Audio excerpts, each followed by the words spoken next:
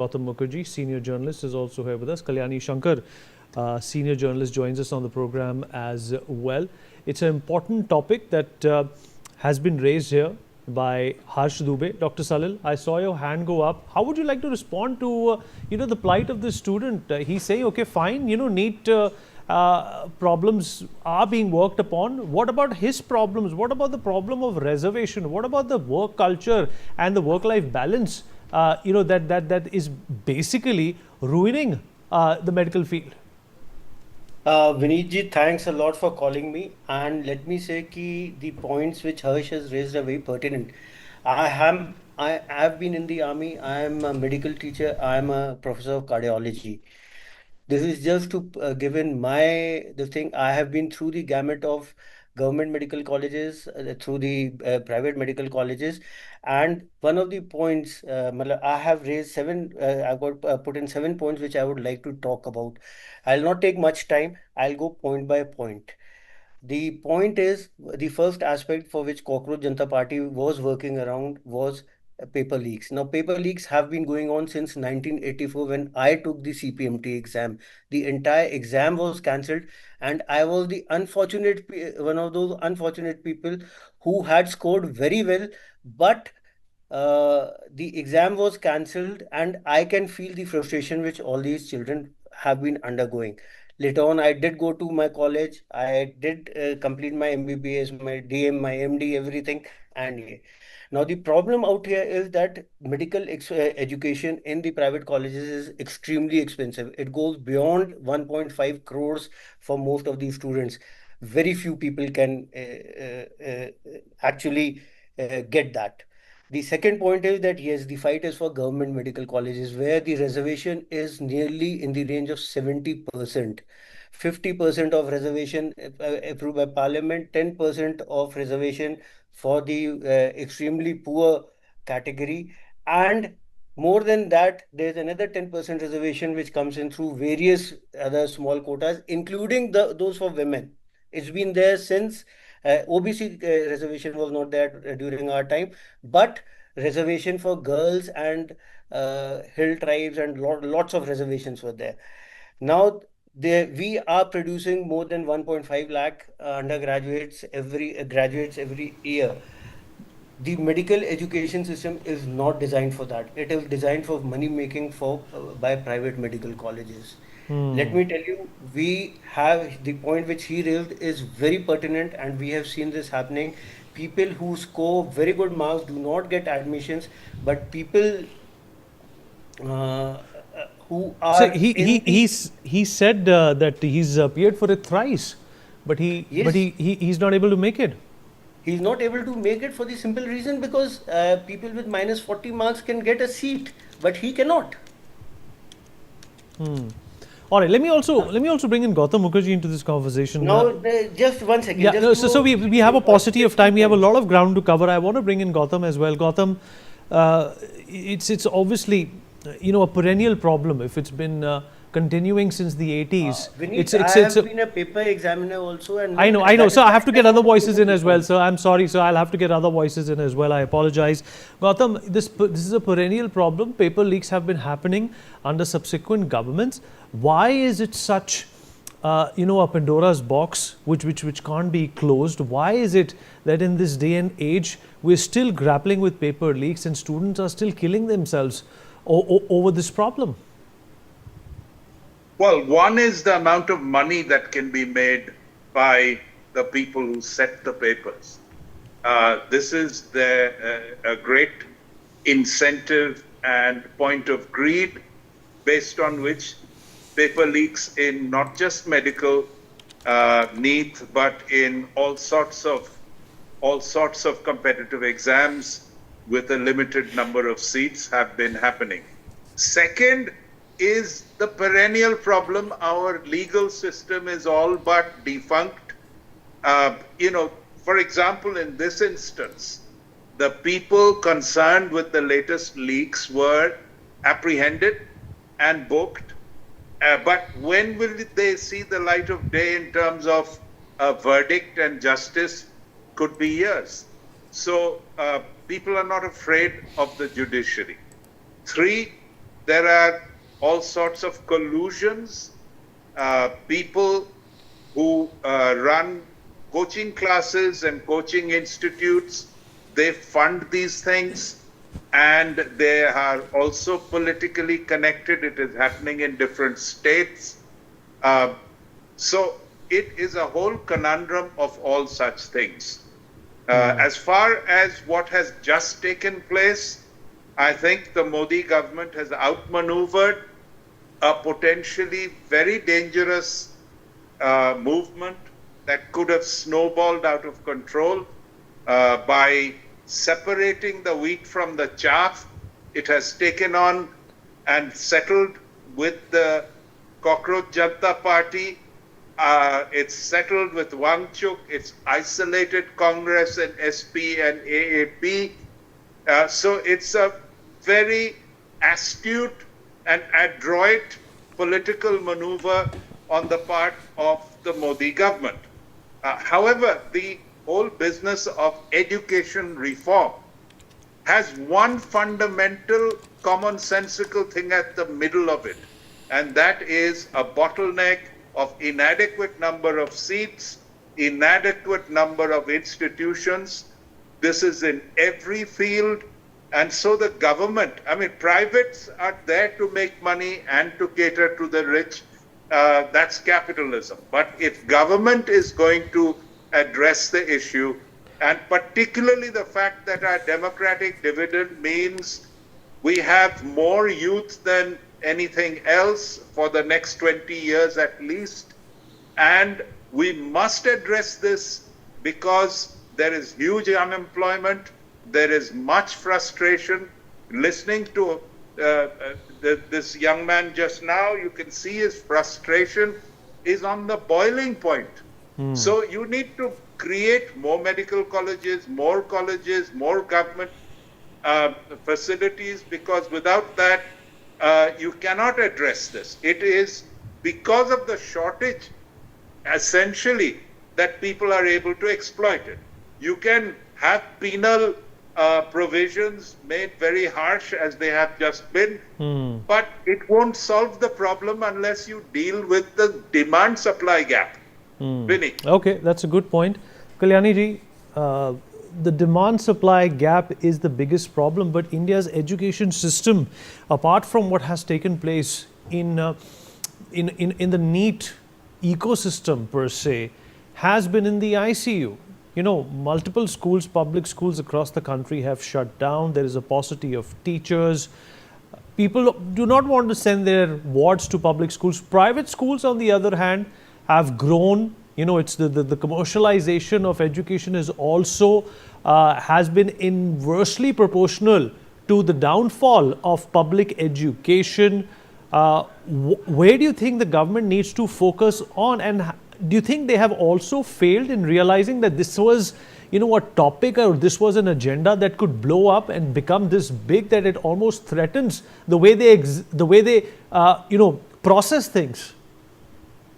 Well, I agree with you that the government should have taken a wholesome view of what is the demand and what is the supply, why the young people are getting very agitated, what is the need.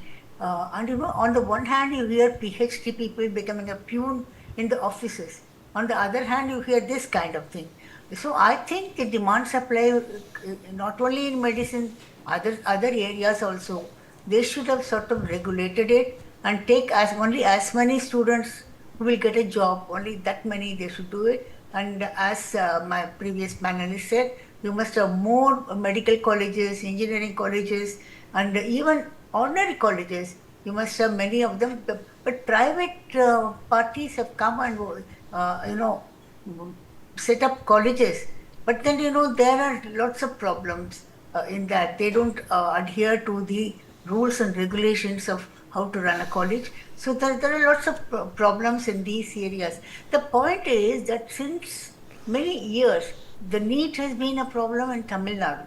They have been, agitating about this. And then the government definitely should have known that they are sitting on the iceberg. It should come any time, and they should have made proper expectations of these people to find some way out. And the third thing is that, some of the colleges in Maharashtra, particularly Karnataka, Andhra Pradesh, and some of these states, they set up many colleges, private colleges, but they do not have all the paraphernalia to learn all that. So they are allowed to go on with that. The medical council also has been against it all these years. So nobody has looked into the whole thing of what you should provide for the young, who are nearly 65 to 70% youth in this country. So we must try to provide a channelized. But wasn't this an avoidable problem, Mr. K.V. Lakshman? When Nirbhaya happened, there were a lot of laws that were changed. It became very, very difficult. The strictness and the stringent purview of the law was ironclad. Rapes and murders have not stopped in this country. In fact, according to latest reports, it's only gone up. So it's absolutely clear that just by making the law stricter, you cannot use it as a deterrent for people to not take these chances and indulge in criminality, which is going to, in fact, tarnish the image of the government as well as ruin the life of the students. I mean, this is something which even a blind man can see. Then why have subsequent governments stuck to this formula? We'll make the law stricter, but it doesn't really change anything on the ground. That means they're not putting the ear to the ground. You have hit it on the nail on the head, Vineet. If you listen to the voices from the Jantar Mantar, you will realize that in the last 10, 12 years, it's like a Congress government with a different name. So all the ills that were plaguing the Congress government apparently are there even with the Modi government. And the fact that nothing seems to have changed means that they have done nothing on their own to improve the situation. Otherwise, 12 years is a long time for anybody, whether it is education or economy or jobs, manufacturing. The manufacturing sector is shown such a big dent over the years. So if the students are today protesting, it is not, we must realize that the voices coming from Jantar Mantar are not just only about education and NEET. The issues were, it was snowballing into such a huger protest that now the parents of the children were coming, and the people who allegedly or self-admitted hardcore BJP voters and supporters suddenly turning to the other side. These are indications that Modi government may have seen. So, you may call it astute, or you may call it the first blunder of the the Modi government. The first time that any of its ministers, other than M.J. Akbar, resigning, contrary to the assertions of the defense minister Rajnath Singh, that this is the Modi government, there are no resignations. Yeah, but M.J. Akbar's resignation came because there were demands from within the party as well. I remember the late Sushma Swaraj also said that, it will set a bad example if Mr. M.J. Akbar continues. But let me bring in Dr. Garg once again into this conversation. Dr. Garg, what about the elephant in the room when it comes to the education system and the paper leaks? I want you to answer my question as well. We all know what you have done, sir, and we appreciate that. I want you to talk about how is corruption going to be tackled, because obviously the root of all of this is uncontrolled corruption. The Prime Minister said when he came in 2014, na khaunga na khane dunga. Sir, I can't hear you. So you muted. There you are. Yeah. Vineet, the point which you have been saying is the most important and pertinent point in the entire issue. The most important thing is that yes, we have now ensured that the laws are stricter, but let us also understand why are people cheating. There is a total lack of there's total moral turpitude, there's total lack of morals in our society. Chalta hai, we are aiming for success. And I see this in the medical profession as well, where I can see so many things going wrong just because we have deviated from the basic concept of morality. Where is the morality? Why are we not saying that we should not cheat? The papers are finally bought by the parents of those children. They are not bought by the children. The money is provided by the parents. Where are the parents? My father would never let me cheat. My father would say, you better fail 5 times, but do not cheat. Are we bringing in those kind of morals? I saw the kind of sloganeering that was going on at Jantar Mantar. I was all for those kids. But when I saw that sloganeering, the language they were using, I felt like this. I have been a student, I have participated in student politics. I have seen all this happening. Similarly, we have the elephant in the room are the coaching centers.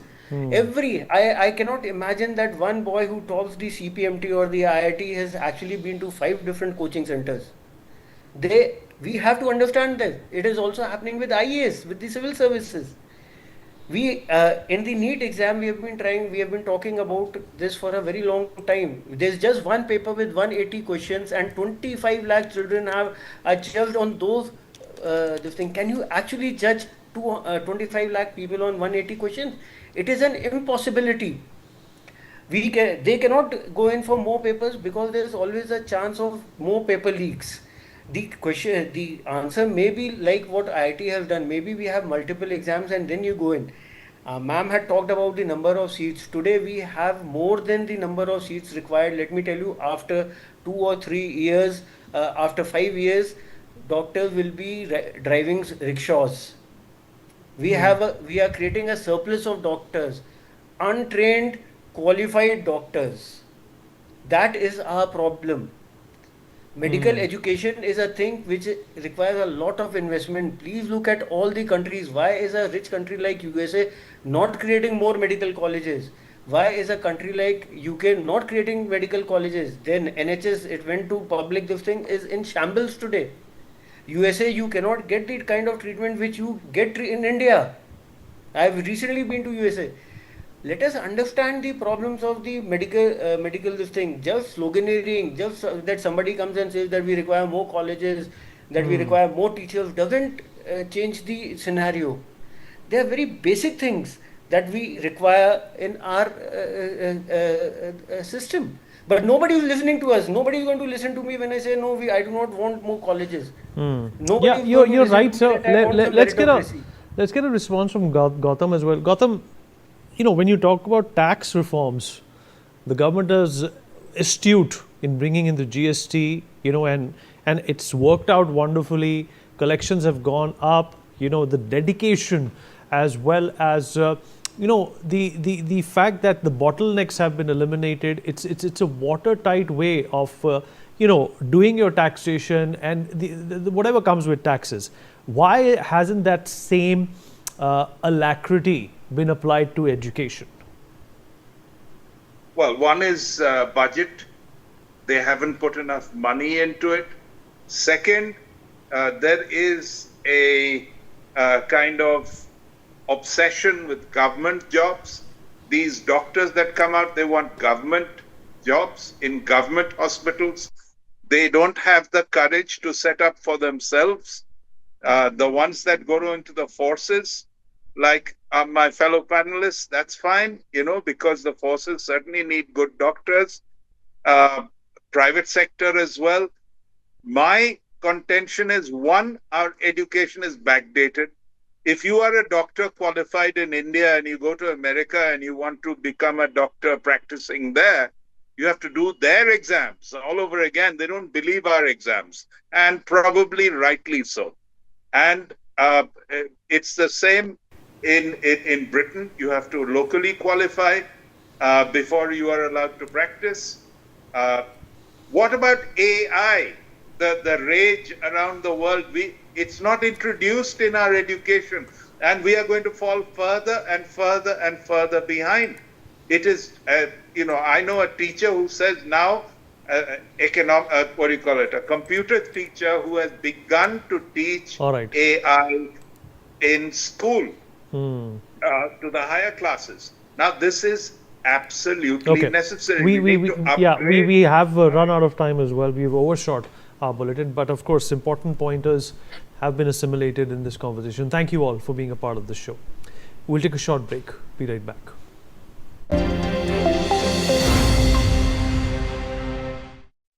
बाबा केदार के दर्शन के बाद